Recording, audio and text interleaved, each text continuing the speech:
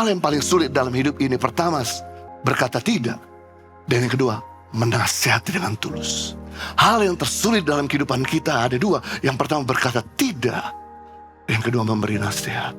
Jadi kalau ada orang memberi nasihat dengan tulus kepada saudara, hargai dan terima dengan lapang hati.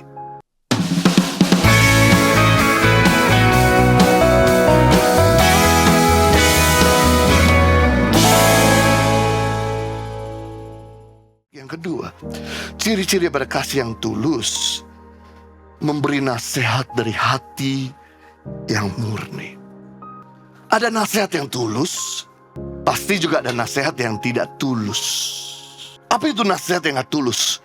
Nasihat yang menjatuhkan, nasihat yang menghancurkan, nasihat yang mengintimidasi, nasihat yang didasarkan kebencian, nasihat yang disertai dengan marah-marah berlebihan.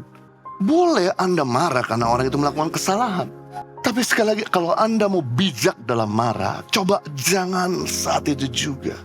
Kalau Anda lihat kesalahan orang saat itu juga Anda tegur, pasti Anda akan tegur dengan emosi. Yang kadang-kadang ingat perkataanmu, Anda harusnya tegur kesalahannya, bukan tegur pribadinya. Jangan sampai Anda mengatakan koflok kepada orang itu. Karena Tuhan sendiri gak pernah mengatakan koflok. Ingat, Anda gak punya andil dalam menciptakan orang itu. Jangan pernah ngecam orang itu dengan pribadi yang buruk. Saya kalau marah emosi, tapi saya jaga agar saya jangan sampai ngecap orang itu satu karakter yang melukai dia. Saya koreksi pekerjaannya, tapi saya tidak akan pernah hakimi perbuatannya. Dan saya akan terima dia kembali ketika saya habis marah. Dan kemudian setelah saya terima, saya berdaya orang itu, saya didik orang itu, saya kembangkan orang itu, supaya dia jangan lakukan yang sama lagi. Makanya kenapa sih seseorang di bawah kita itu lakukan kesalahan bersama berkali-kali? Karena Anda tidak memberdaya orang itu. Anda cuma bisa marah aja, tapi gak tolong orang itu keluar dari kesalahannya. 1 Timotius 1 ayat 5. Tujuan nasihat itu ialah kasih yang timbul dari hati yang suci. Saya besarin. Berikutnya, dari hati nurani yang murni. Berikutnya, dari iman yang tulus ikhlas. Perhatikan, nasihat itu harus disertai dengan 3 suci. Pertama suci, 2 murni, ketiga tulus ikhlas. Mateng gak tuh? Jadi kalau Anda mau nasihati, pastikan Anda tahu berada di tempat yang tepat, menggunakan kata-kata yang tepat, dan ini dia, dan pakai hati yang tepat. Sebab maksud baik disampaikan dengan cara yang tidak baik tidak akan pernah diterima dengan lapang hati. Makanya kalau ada orang kasih nasihat, saudara hargai, karena orang tersebut harus memiliki pertama kecerdasan tingkat tinggi, dan yang kedua kemurnian tingkat tinggi, dan yang ketiga yaitu keberanian tingkat tinggi. Kalau ada orang memberikan nasihat kepada saudara, hargai. Kenapa? Everybody can give you praise, but not everybody can give you advice. Setiap orang bisa memuji Anda, tapi gak semua orang berani menegur Anda. Hal yang paling sulit dalam hidup ini, pertama, berkata tidak. Dan yang kedua, menasihati dengan tulus. Hal yang tersulit dalam kehidupan kita ada dua. Yang pertama, berkata tidak. Yang kedua, memberi nasihat. Jadi kalau ada orang memberi nasihat dengan tulus kepada saudara, hargai dan terima dengan lapang hati. Karena Amsal pasal 27 ayat 5, lebih baik teguran yang nyata-nyata daripada kasih yang tersembunyi.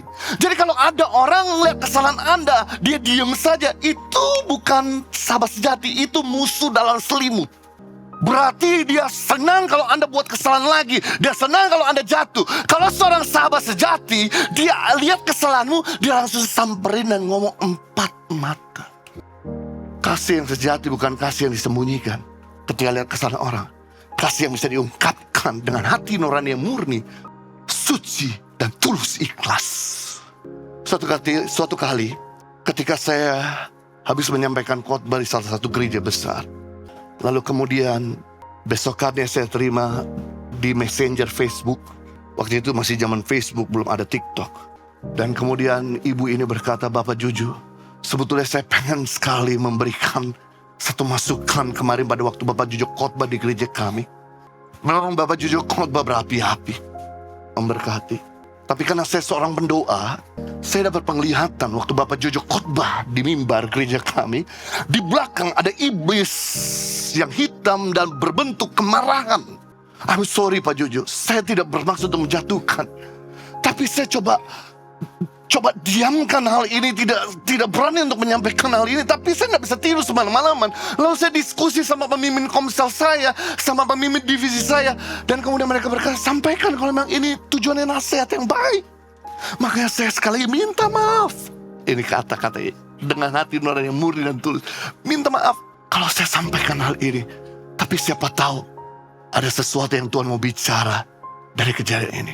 Waktu saya baca itu, wow, dalam hati saya, iblisnya hebat betul. Bisa berada di mimbar. Punya kuasa kegelapan yang kuat sekali, bisa berada di belakang pendeta. Bisa kan iblis takut dengan hadirat Tuhan. Bisa kan iblis takut di gereja. Tapi ini iblis malah dekat dengan tuh pendeta. Berarti saya harus mikir betul-betul, ada apa? Lalu kemudian saya coba merenung, betul. Sepanjang minggu itu dan bulan itu saya marah-marah bawaannya sama istri, sama anak-anak, sama pegawai, sama tetangga dan sebagainya. Dan ternyata penglihatan itu memberi teguran, nasihat buat saya. Hei, berhenti untuk marah-marah gak karu-karuan. Ada roh yang menghantui kamu. Wah, saya langsung bertobat, minta ampun sama Tuhan. Thanks God. Saya bersyukur ada jemaat yang berani menyampaikan hal demikian dengan tulus. Hati yang tulus dan iman yang tulus. Karena gak banyak orang memiliki keberanian seperti itu. Jadi hargai